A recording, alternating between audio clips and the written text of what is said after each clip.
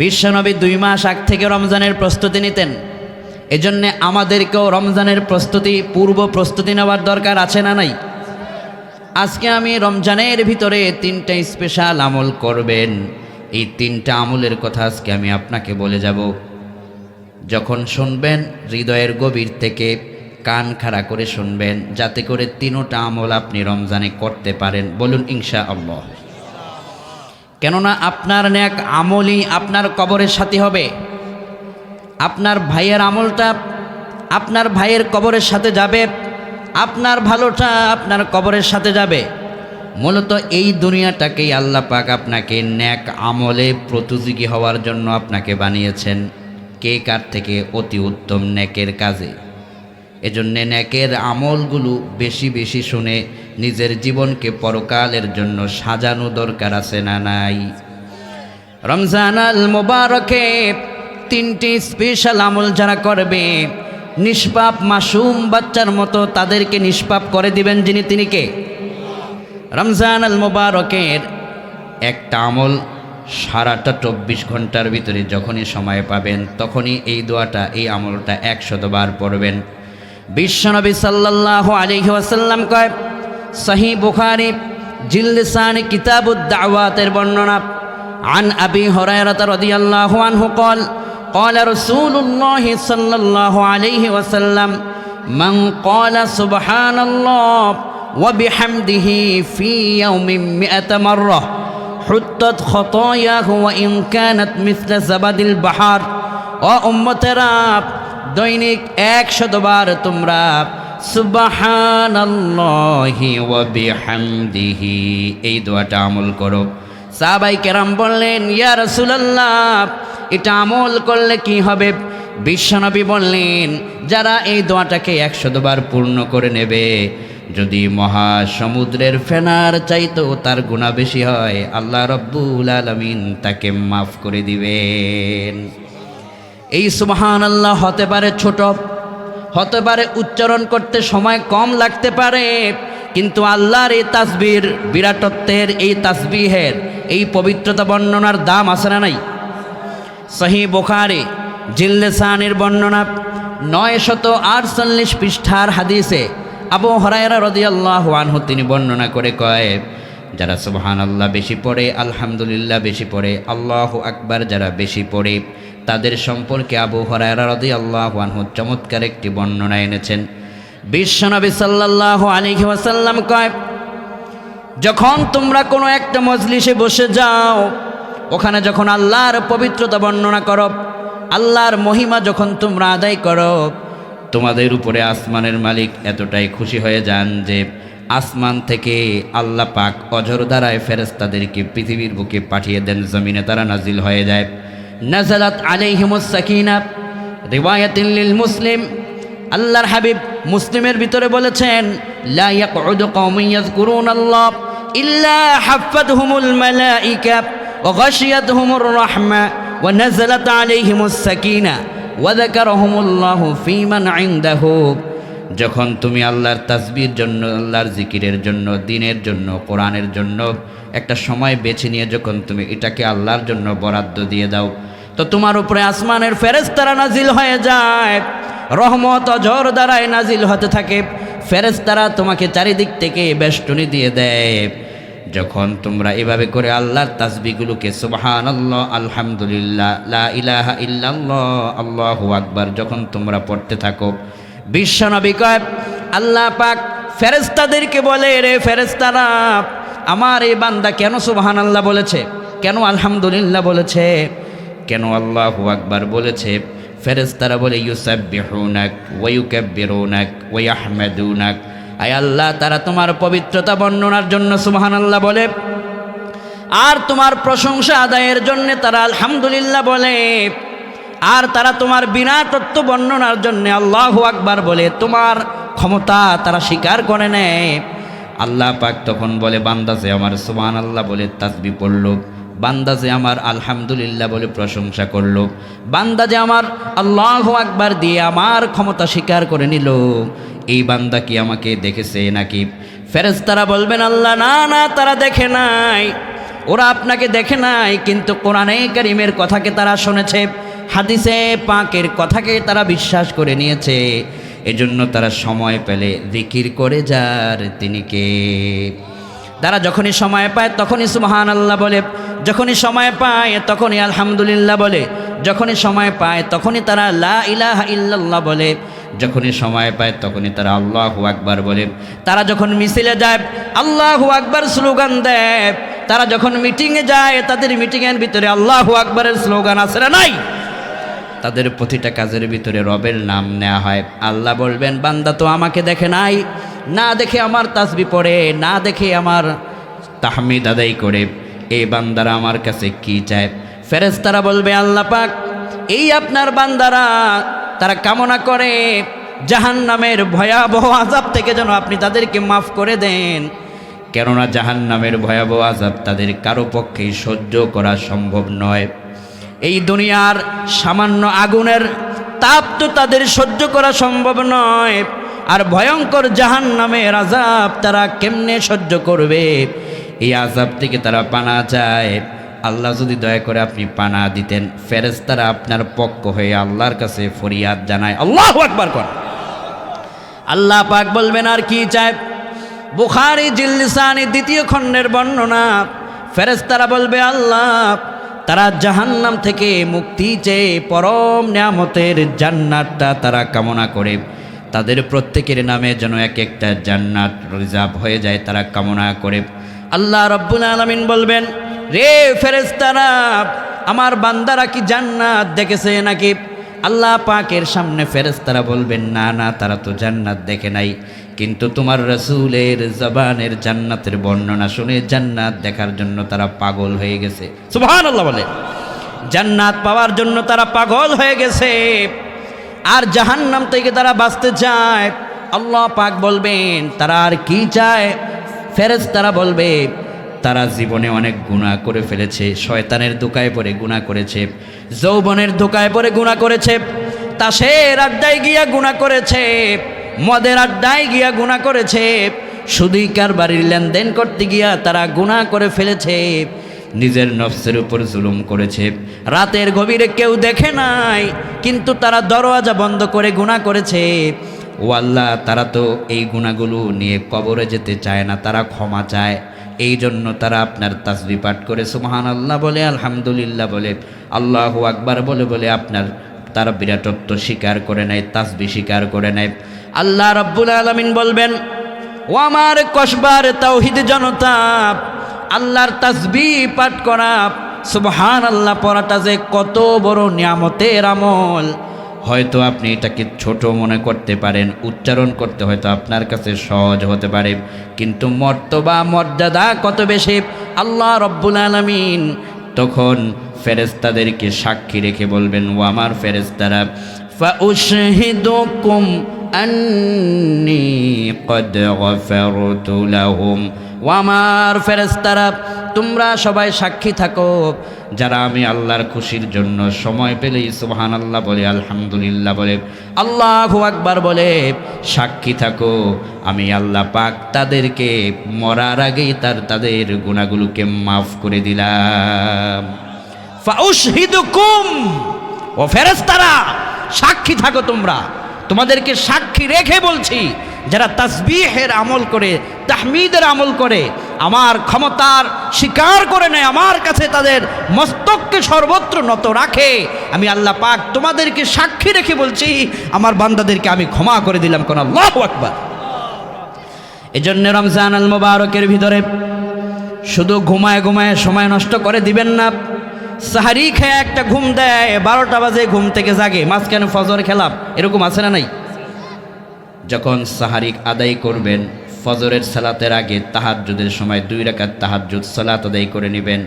এরপরে ফজরের আজান হলে মসজিদে গিয়ে বা জামাত ফজরের সালাতটা আদায় করবেন। এরপরে হালকা একটু কোরআন তেলাওয়াত করে রেস্টে গেলে পরে সকাল 8টা-9টা যখন উঠবেন, আপনার তাহাজ্জুদও হলো, সাহারিও হলো, ফজরের জামাতও ঠিক থাকলো। আর মাঝখানে যেই সময়টা পাবেন ওই সময়ের ভিতরে আল্লাহর তাসবিহ আদায় করার দরকার আছে না নাই?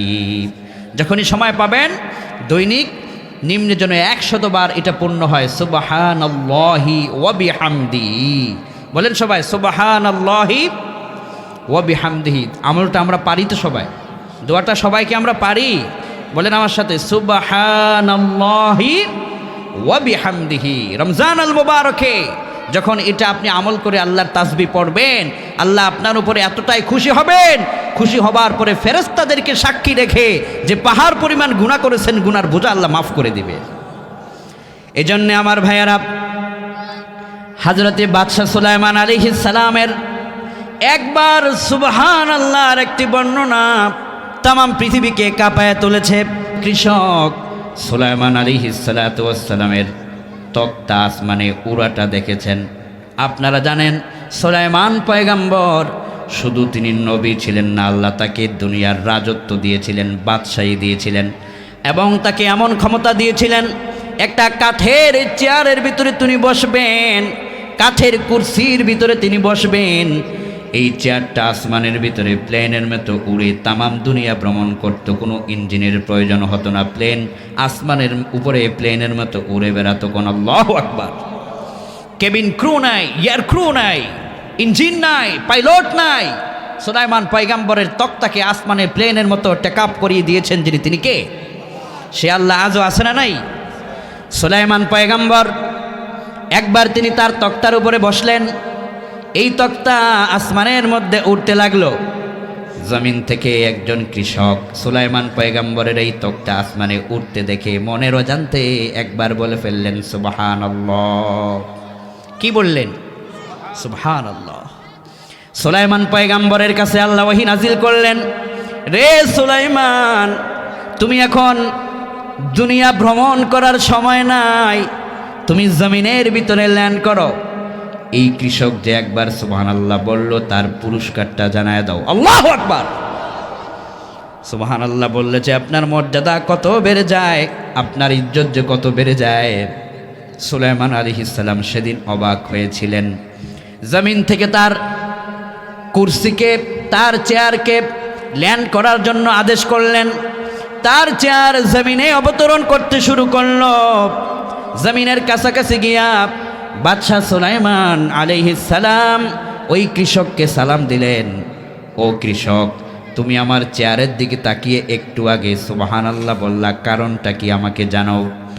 কৃষক সরল মানুষ কয়, ও সুলাইমান পয়গম্বর, শুনেছি আপনি আল্লাহর পয়গম্বর, আর এই বাদশাহের ক্ষমতা আল্লাহ আপনাকে দিয়েছেন, কিন্তু আমার হৃদয়ের সবচাইতে বড় বিশ্বাস হলো এটা, এই চেয়ার, এই কুরসিতে আসমানে প্লেনের মতো উড়ে, এটা আপনার কোনো নিজস্ব ক্ষমতায় উড়ে না, বরং আমার মহান আল্লাহ রব্বুল আলামিনের ক্ষমতায় উড়ে। আমার আল্লাহ যে কত মহান, আমার আল্লাহ যে কত ক্ষমতাবান, আমার আল্লাহ যে সুবহান, আমার আল্লাহ যে দোষ ত্রুটি থেকে মুক্ত, আমার আল্লাহ যে মহান, আমার আল্লাহ যে পুত পবিত্র। এই জন্য আমি এই চেয়ারের দিকে তাকাইয়া স্বীকার করে নিলাম, আল্লাহ, এই তক্তাকে তুমি যে আসমানে উড়াবার ক্ষমতা রেখেছ, তোমার মতো পবিত্র আর কেউ নাই। তাই আমি আমার আল্লাহকে ধন্যবাদ দেওয়ার জন্য মনের গভীর থেকে সুবহানাল্লাহ বলে তার তাসবিহ পাঠ করলাম। আল্লাহু আকবার কর। সুলাইমান আলাইহিস সালাম কয়, ও আল্লাহর বান্দা শোনো, তুমি জমিনের কৃষক হতে পারো, কিন্তু আল্লাহ রব্বুল আলামিন আজকে তোমাকে দুইটা সারপ্রাইজ দিয়েছেন। এক নম্বরে আমি নবীকে আদেশ করেছেন যেন তোমাকে আজকে আমি নিজে সালাম দেই, আমি নবী হয়ে তোমাকে আজকে সালাম দিলাম। 2 নম্বর পুরস্কারটা হলো, রে আল্লাহর গোলাম, তুমি যে জমিনে থেকে সুবহানাল্লাহ বলেছ, তোমার সুবহানাল্লাহ তুমি জমিনে বলেছ, এই সুবহানাল্লাহর ধাক্কাটা আল্লাহর আরশে আজিম পর্যন্ত ভেদ করেছে। আল্লাহ রাব্বুল আলামিন জানিয়েছেন, এই কৃষক একবার যে মনে অজান্তে সুবহানাল্লাহ বলল, এই সুবহানাল্লাহকে যদি এক পাল্লায় দেয়া হয়, তামাম দুনিয়া যদি অপর পাল্লায় দেয়া হয়, তো এই কৃষকের একবার সুবহানাল্লাহর ওজন আমার আল্লাহর কাছে তামাম দুনিয়া থেকে বেশি ভারী হয়ে যাবে। যখনই সময় পাবেন, কাজে আছেন, সুবহানাল্লাহর জিকির দিলের ভিতরে রাখার দরকার আছে না নাই? মাঠে কাজ করতেছেন, অফিসে আছেন, নানান কাজে আছেন, হাতে কাজ করতেছেন, আপনার জবানটা তো এই মুহূর্তে ফ্রি আছে। মনে মনে সুবহানাল্লাহ, আলহামদুলিল্লাহ, লা ইলাহা ইল্লাল্লাহ, আল্লাহু আকবার, এই আমলগুলো করতে থাকুন। মনে রাখবেন, আমি আলোচনার শুরুতে বলেছিলাম যে আপনার কবরে আপনার ভাইয়ের ধন সম্পদ, আপনার ধন সম্পদ কিছুই যাবে না। এই দুনিয়াতে আল্লাহ পাঠিয়েছেন নেক আমলের ভিতরে কে কার থেকে এগিয়ে, এটা পরীক্ষা করার জন্য। ঠিক কিনা কোন? এখানে আমরা যারা আছি, পরীক্ষাটার জন্য আল্লাহ পাঠিয়েছেন।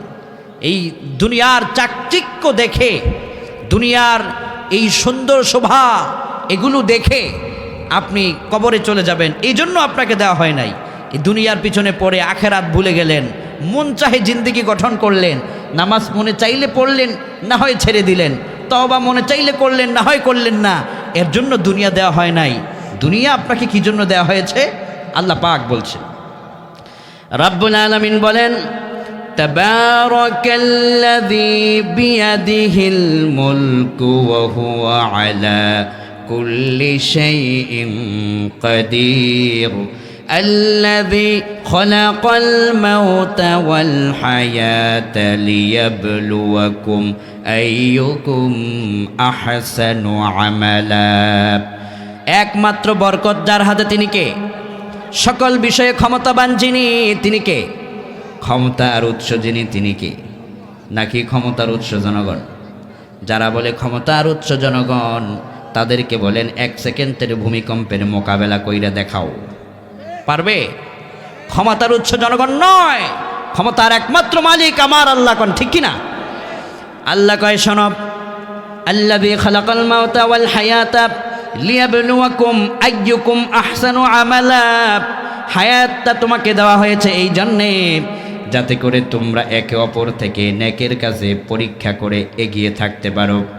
আর যে মৃত্যুটা তোমাকে দেওয়া হয়েছে যাতে করে পরকালে এই দুনিয়ায় করা নেক আমলের ফলাফলটা পেয়ে তুমি ধন্য হতে পারো। দুনিয়ার জীবনে যখন এসেছ, মনে রেখো, চিন্তা রেখো, এই দুনিয়ার জীবনটা একদিন অবশ্যই তোমার ফুরিয়ে যাবে। এই সুন্দর দেহটা সাদা কাফনে জড়ানো হবে। যেই মানুষটা খাট ছাড়া ঘুমাইতো না, সেই মানুষটা বিনা খাটে কবরে শুয়ে থাকবে। যেই মানুষটা রাতে ঘুমাইতে গেলে কম্বল লাগে, লেপ লাগে, কত আরামের তার ব্যবস্থাপনা লাগে, ওই মানুষটাকে বিনা কম্বলে ঠান্ডার সময় মরলেও তাকে কম্বল ছাড়া কবরে দেয়া হবে। চিন্তা করে দেখো, কবরের পুঁজি, কবরের অর্জন কতটুকুন তুমি করে নিয়েছ। বিশ্বনবীর দরবারে একজন সাহাবী এসে বললেন, মাতাস-সাআ। বুখারী জিলদে সানির বর্ণনা, হুজুর কিয়ামত কবে হবে একটু আমাকে বলুন। আল্লাহর হাবিব বললেন, রে সাহাবী, তুমি যে বলছো কিয়ামত কবে হবে, তো তুমি যে কিয়ামতে আল্লাহর সামনে দাঁড়াবে ওইটার প্রিপারেশন তুমি কতটুকু নিয়েছ? ওয়া মাযা আ'দাত্তা লাহা। বুখারী কয়, নবীজি তাকে বললেন, কিয়ামতের কথাটা পরে, তুমি আল্লাহর সামনে দাঁড়ালে জবাব কি দিবে, তার প্রস্তুতি কি নিয়েছো সেটা আমাকে বলো। সাহাবী বললেন, ইয়া রাসূলুল্লাহ, আপনি আমাকে মাফ করে দিন, আমি এর জন্য বলি নাই, তবে আমার হৃদয়ের মধ্যে একটা বড় সাক্ষী, তা হলো আমার আখেরাতের একটা প্রস্তুতি আছে, তা হলো উহিব্বুল্লাহা ওয়া রাসূলাহু। আমি আমার কলিজা দিয়া আল্লাহ রব্বুল আলামিনকে ভালোবাসি, তার রসুলকে ভালোবেসে তার আদর্শ অনুযায়ী জীবন গঠনের জন্য প্রস্তুতি নিয়েছি। নবীজি তখন বললেন, আনতা মা'a মান আহবাবতা, যে আল্লাহকে ভালোবেসে রসুলের আদর্শ মোতাবেক জীবন আমল করে চালিয়ে যায়, মনে রেখো তুমি রসুলের সাথী হয়ে যেতে পারবে। কোন সুবহানাল্লাহ। নেক আমলের মাধ্যমে রসুলের সাথী হতে হবে, নেক আমলের মাধ্যমে কবরটাকে সুন্দর করতে হবে। এখানে আমরা যারা আছি, বিবেক দিয়ে আমাকে জবাব দিন, মরে গেলেন কোটিপতি, শিল্পপতি, প্রাইম মিনিস্টার, প্রেসিডেন্ট মরে গেল, কবরের ভিতরে প্রেসিডেন্ট মরেছে, তার কোনো কর্মী কবরে একদিনের জন্য সাথী হয়েছে, পৃথিবীর ইতিহাসে এমন কোনো ঘটনা আছে? কেউ কি মরলে, কোনো প্রেসিডেন্ট মরলে তার কবরে, কোনো মন্ত্রী মরলে তার কবরে, কোনো প্রধানমন্ত্রী মরলে তার কবরে সাথী কি একজনও হবে? এখানে আমরা যারা আছি, আমাদের সাথী কি কেউ হবে? দুনিয়ার জীবনে সাথী ছাড়া কি কেউ চলতে পারে? দুনিয়ার জীবনে সাথী ছাড়া চলা যায় না। তো এবার এটা আপনি ভেবে দেখেন, কবরের ভিতরে একা একা আপনি কি করে থাকবেন? সাহাবাই কেরাম বললেন, ইয়া রাসূলুল্লাহ, কবরে ভাই যায় না, বন্ধু যায় না, কেউ কবরে সাথী হয় না, তো কবরের ভিতরে সাথী হওয়ার কোনো সারপ্রাইজ উম্মতের জন্য রেখেছেন কিনা? আল্লাহর হাবিব বললেন, রে উম্মতেরা, কবরে তোমাদের সাথী হওয়ার জন্য একটা সারপ্রাইজ আমি দিয়ে গেলাম, তা হলো হিয়াল মানিআতু হিয়াল মুনজিয়াতু তুনজিহি মিন আযাবিল কবর। আল্লাহর কোরআনে কারীমকে বন্ধু বানাও, কোরআনে কারীমকে তিলাওয়াত করো। কোরআনে কারীম যারা পড়বে, কোরআনে কারীমকে যারা বন্ধু বানাবে, যখন সে কবরে শুয়ে যাবে, কবরে একা যাবে, কিন্তু কবরে গিয়ে দেখবে আল্লাহর কোরআন তার কবরের সাথী হয়ে গেছে, আর আযাব থেকে এই কোরআন তাকে বাঁচায় দিবে। কোন সুবহানাল্লাহ। সুতরাং নেক আমলের মাধ্যমে কবরের প্রস্তুতি নিন, সাথী জোগাড় করুন। এই রমজান অত্যন্ত গুরুত্বপূর্ণ।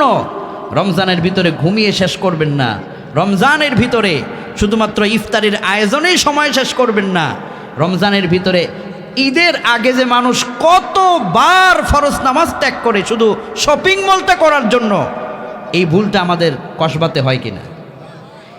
ঈদ মাত্র বাকি আছে 2 দিন, সালাতুত তারাবিহের মুসল্লি নাই, ইশার সালাতে মুসল্লি নাই, গিয়ে দেখি সব মুসল্লি শপিং মলে।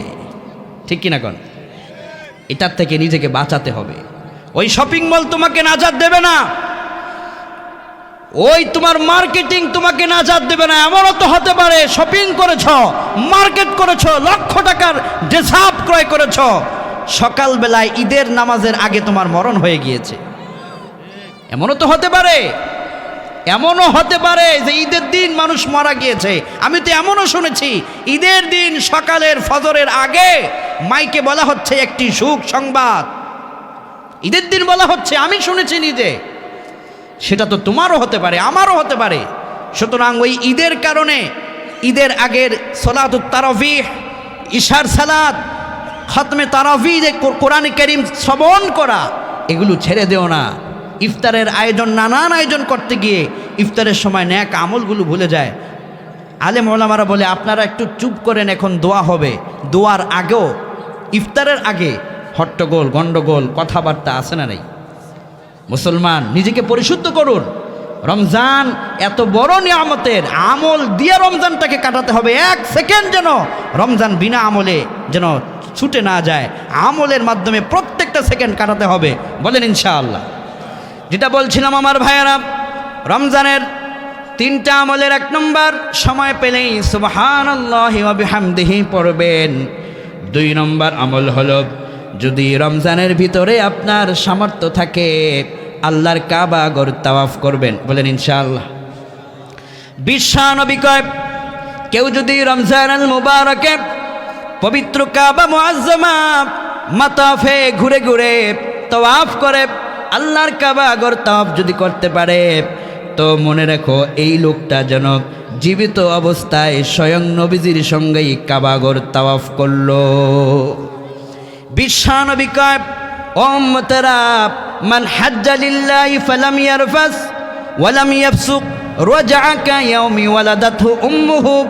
রে উম্মত, যদি তুমি আল্লাহর কাবা ঘর তাওয়াফ করতে পারো, সাফা মারওয়া সাই করতে পারো, আল্লাহর এই কাবা ঘর তাওয়াফ করে তুমি যখন হজ আদায় করেছো, উমরা আদায় করে নিয়েছো, এই কাবা ঘর, কাবার প্রান্ত থেকে যখন তুমি বেরিয়ে আসবে, নবীজি কয়, মায়ের পেট থেকে একটা ছোট্ট বাচ্চা যেভাবে পৃথিবীতে নিষ্পাপ হয়ে ফিরে আসে, আল্লাহর কাবা ঘর তাওয়াফ করে লোকটা ঠিক এমনইভাবে নিষ্পাপ হয়ে তার বাড়িতে ফিরে আসে। কোন সুবহানাল্লাহ।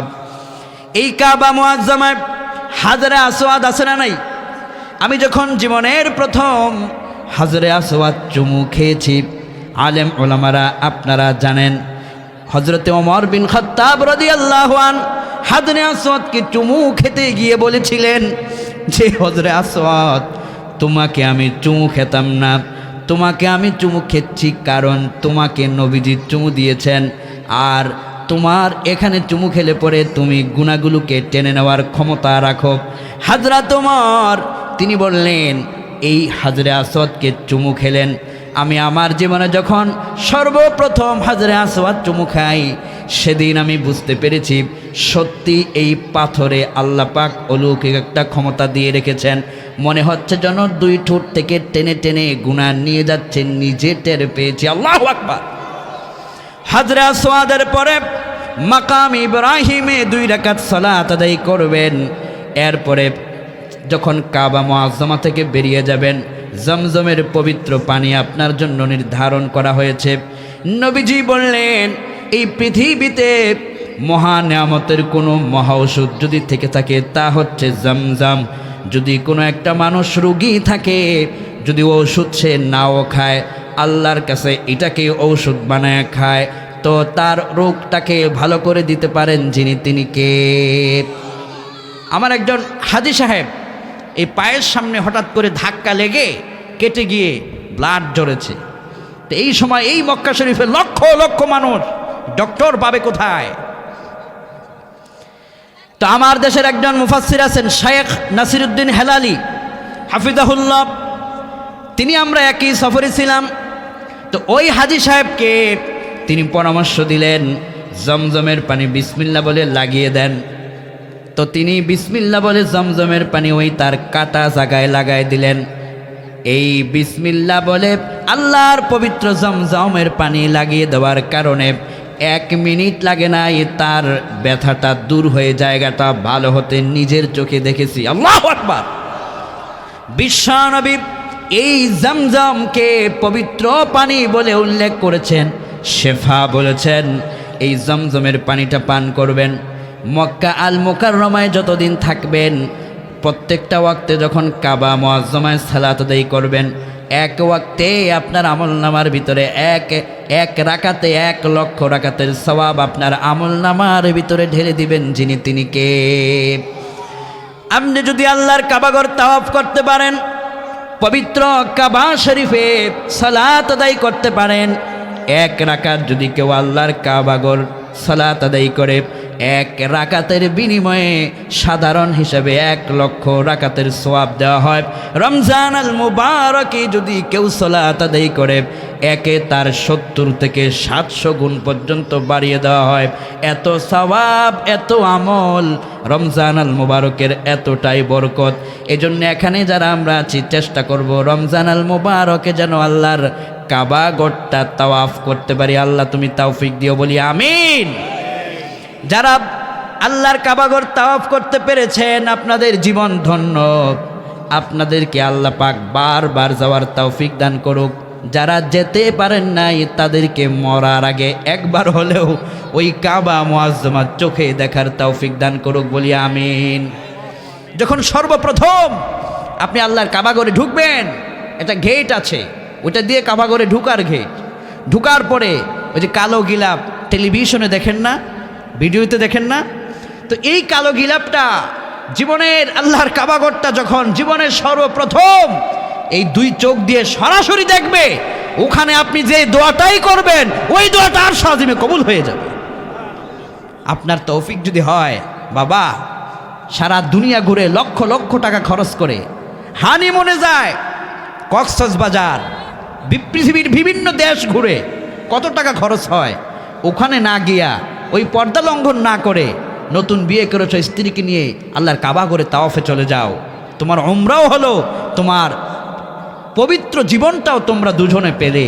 যুবকদেরকে বলি, বিয়ের আগে একবার হলো আল্লাহর কাবাঘর সফর করো, বিয়ের আগে তাওয়াফ করো, মক্কা মুকাররমা যাও, মদিনাতুত তৈয়্যিবায় যাও, গিয়ে দেখো কি পবিত্র জায়গায় পবিত্র নিয়ামত আল্লাহ রেখে দিয়েছেন।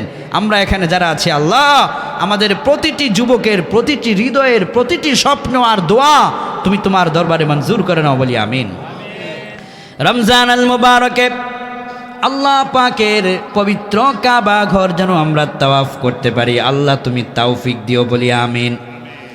রমজান আল মুবারকের যখন আল্লাহর পবিত্র কাবা ঘর তাওয়াফ শেষে মদিনা মুনাওয়ারার দিকে আপনি রওনা হয়ে যাবেন, বিশ্বনবী সাল্লাল্লাহু আলাইহি ওয়াসাল্লামের রওজা মুবারক যেখানে রাখা আছে, হুজুরের যেই জায়গাটা পবিত্র ঘর ছিল হযরতে আয়েশা সিদ্দিকা রাদিয়াল্লাহু আনহার, এই ঘর থেকে নবীজির পবিত্র মিম্বার শরীফ মাঝখানের জায়গাটাকে জান্নাতের টুকরা বানায় দিয়েছেন যিনি, তিনি কে? এটাকে বলা হয় রিয়াজুল জান্নাহ। রিয়াজুল জান্নাতে যারা গিয়েছেন আপনারা দেখেছেন একটা আলাদা জান্নাতি সুঘ্রাণ অল টাইম সেখানে থাকে।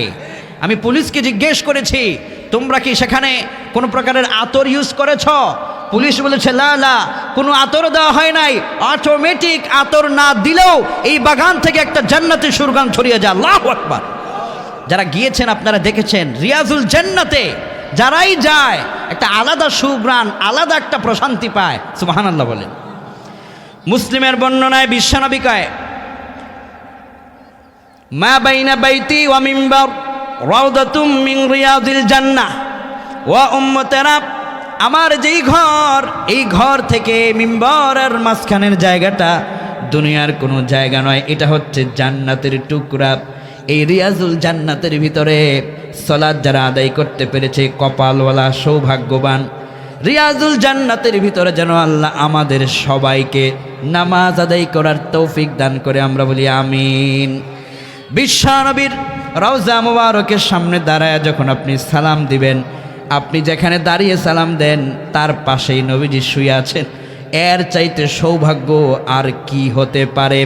আল্লাহর কাছে দোয়া করে, আল্লাহ আমরা এখানে যারা আছি মরার আগে যেন একবার হলো নিজের পায়ে হেঁটে হেঁটে, অন্যের সাহায্য ছাড়া নিজের শক্তি নিজের পায়ে হেঁটে হেঁটে সুস্থ অবস্থায় পবিত্র মদিনাতুত তয়্যিবা নবীজির রওজা মুবারকে গিয়ে যেন সালাম সরাসরি দিতে পারি, তৌফিক দান করে দিও কোন আমিন। মসজিদে নববীতে এক রাকাত সালাত পড়লে 50,000 রাকাত সালাতের 50,000 রাকাতের সমান সওয়াব আপনার আমলনামায় এক রাকাতে দিয়ে দিতে পারেন যিনি, তিনি কে? মসজিদে কুবা আছে সেখানে মদিনা মুনাওয়ারায়, বিশ্বনবী নিজে সেই মসজিদকে নির্মাণ করেছেন। মসজিদে কুবা যদি আপনি এক রাকাত সেখানে সালাত পড়েন, 2 রাকাত সালাত পড়েন, বিশ্বনবী কয় তার আমলনামায় একটা পূর্ণ কবুল উমরার সওয়াব আল্লাহ পাক আমলনামা দান করে দেয়। মসজিদে কুবা আছে, এই কুবার ভিতরে গিয়ে হাজী সাহেবেরা সালাত পড়ে। ওখানে যখন আপনি যাবেন এই পরিবেশগুলো দেখার পরে দেখবেন মনে হবে পৃথিবীতে আসলাম কেন? যদি সারাটা জীবন আল্লাহর কাবাগরের খেদমতে থেকে যেতে পারতাম কতই না ভালো লাগতো। এই হাজী সাহেবরা যখন কাবাঘর দেখে, যখন মক্কা শরীফ থেকে তারা ফিরে মদিনার দিকে যায়, আল্লাহর কাবাঘর দেখে দেখে চোখের পানি ফেলে তারা কান্দে। আবার যখন মদিনা মুনাওয়ারা ছেড়ে যখন তারা তাদের ফ্লাইট করার জন্যে মদিনা এয়ারপোর্টের দিকে চলে যায়, মদিনাকে যখন বিদায় জানায়, মদিনার সেই গম্বুজ, সবুজ গম্বুজ যখন তারা দেখে, তারা তাকায়া তাকায়া চোখের পানি ফেলে ফেলে কান্দে। হাহারে, এই মদিনায় যদি সারাটা জীবন কাটিয়ে দিতে পারতাম। এই যে একটা ভালোবাসা, এই যে একটা আকর্ষণ প্রিয় রসুলের প্রতি, এটা হচ্ছে রসুলের আদর্শকে বাস্তবায়ন করার পূর্ব লক্ষণ। যারা নবীজিকে ভালোবাসে, নবীজির আদর্শ দিয়েই তারা তাদের জীবনকে বাস্তবায়ন করে, ঠিক কিনা কোন? আল্লাহ রমজানের দ্বিতীয় আমলে আমরা যেন প্রত্যেকে কোনো একটা রমজানে কাবাঘর তাওয়াফ, মদিনাতুত তয়্যিবা জিয়ারতের যেন সুযোগ পাই। আয় আল্লাহ আমাদের প্রত্যেককে তুমি দান করে দিও, সকলে বলি আমিন। রমজান আল মুবারকের 3 নম্বর স্পেশাল আমল হলো, যখন আপনি প্রতিদিন সাহারি আদায় করবেন, সাহারি তো খাবেনই, ওই সময়ে 2 রাকাত তাহাজ্জুদ ছাড়বেন না, ইনশাআল্লাহ। কোন সবাই বলেন ইনশাআল্লাহ। প্রতিদিন তো সাহারি খাওয়ার জন্য ওঠা লাগবে, ওঠা তো লাগবে। তো যেহেতু সাহারির জন্য উঠছেন, আপনি 2 রাকাত তাহাজ্জুদ, নিম্নে 2 রাকাত তাহাজ্জুদ পড়লে আপনার কি কোনো সমস্যা হবে?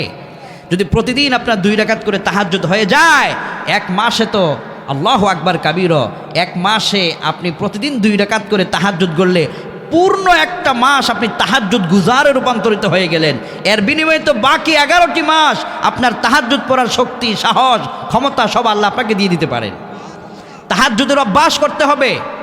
তাহাজ্জুদের অভ্যাস যারা করে, গাছ থেকে যেভাবে গাছের পাতা ঝরে, তাহাজ্জুদের সেজদায় বান্দার আমলনামা থেকে গুনাহগুলো সেই রকম ঝরে ঝরে পড়ে যায়। কোন আল্লাহু আকবার।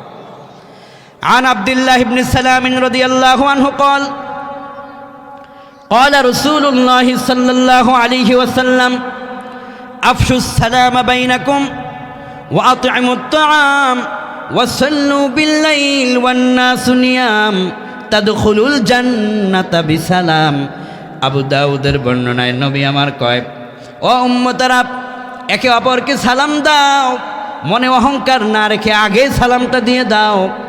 এরপরে তুমি তোমার সাধ্যমতো তোমার ভাই বোন আত্মীয় স্বজন মানুষকে তুমি খাদ্য খাওয়াও, ক্ষুধার্তর মুখে চাওয়ার আগেই খাবারটা পৌঁছে দাও। 3 নম্বর হলো, রাতে যখন তোমার আশেপাশের মানুষগুলো ঘুমিয়ে যায়, ঘুম থেকে জেগে তাহাজ্জুদের সেজদায় একটু আল্লাহর চোখের পানি দাও, সেজদা করো।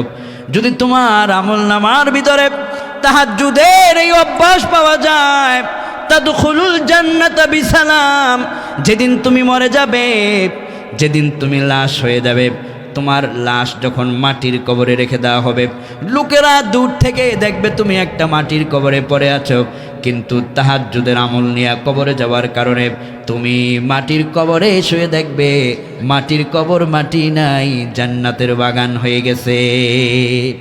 তাদখুলুল জান্নাতা বিসালাম, নিরাপদে তোমাকে জান্নাতে যাওয়ার ব্যবস্থা করে দিতে পারেন যিনি, তিনি কে? এজন্য রমজান আল মুবারকে তাহাজ্জুদের আমলটা আমরা ছাড়ব না, বলেন ইনশাআল্লাহ। 1 নম্বরে বেশি বেশি সুবহানাল্লাহি ওয়া বিহামদিহি পড়ব। 2 নম্বরে সময় পেলে আল্লাহর কাবাঘর জিয়ারতে তাওয়াফের ব্যবস্থা করব। 3 নম্বরে বেশি বেশি করে দৈনিক তাহাজ্জুদের আমল করব। এই 3টা আমল রমজানের ভিতরে কেউ ছাড়বেন না। রমজানের ভিতরে একে তো বরকতের মাস, আরেক হচ্ছে একটা নফল করলে 70টা, একটা নফল করলে একটা নফল যদি আপনি করেন একটা ফরজের সমান পাবেন, একটা ফরজ যদি করেন 70টা ফরজের সমান পাবেন। আবার নবীজি বলেছেন 700 গুণ পর্যন্ত বাড়িয়ে দেওয়া হয়। সাহাবাই কেরাম ওমর বিন খাত্তাব রাদিয়াল্লাহু আন, আবু বকর সিদ্দিক রাদিয়াল্লাহু আনহুমা, ওনারা রমজানের ভিতরে যেই প্রতিযোগিতাটা করতেন তা হচ্ছে ওনারা প্রত্যেক শ্বাসে চিন্তা করতেন কয়টা নেক আমল বেশি করতে পারলাম। এই রকমের প্রতিযোগিতা আমাদের সবাইকেই করা দরকার, ঠিক কিনা কোন? আমাদের রমজান যেন প্রত্যেকটা শ্বাসে আমার শ্বাস যাবে, কিন্তু রমজানের কোনো একটা সময় যেন আমল ছাড়া ছুটে না যায়, এটাই হচ্ছে আমাদের প্রতিজ্ঞা। আয় আল্লাহ, তুমি আমাদের প্রত্যেককে নেক আমল করে জান্নাতি হয়ে নিষ্পাপ হওয়ার তৌফিক দাও। সবাই বলি আমিন।